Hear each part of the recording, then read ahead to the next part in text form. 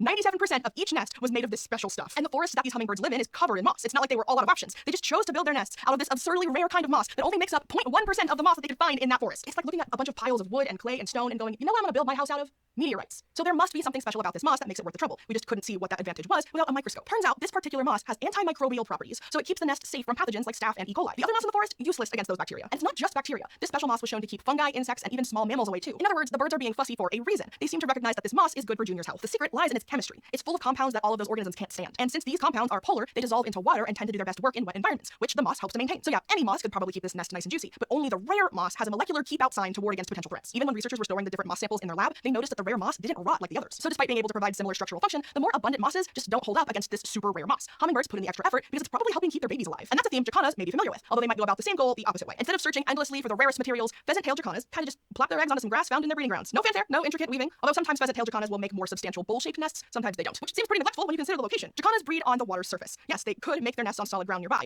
but at least pheasant-tailed jacanas choose this precarious situation instead. To their credit, look at them. They were kind of made for that life. They have these long legs and sprawling feet that make them pretty well adapted to walk on water. It even earns them the nickname Jesus bird, but that doesn't mean their eggs are as well adapted to life on the water. Jacana eggs are sitting ducks out there, or you know what I'm saying. They're pretty exposed to both predators and the elements on these flat nests. To protect their babies, instead of building sturdy nests, an adult will shove their wing under the eggs to keep them safe and incubated close to their body. So the nests are pretty useless until it floods. Pheasant-tailed jacanas make their nests on both rooted and unrooted grass that extends out of the water. So the eggs often end up partly underwater, which I promise is a good thing. It keeps them from drying out. The critical word here is partly. Jacana eggs would be in trouble if they took a swim. Developing bird embryos need oxygen just like anything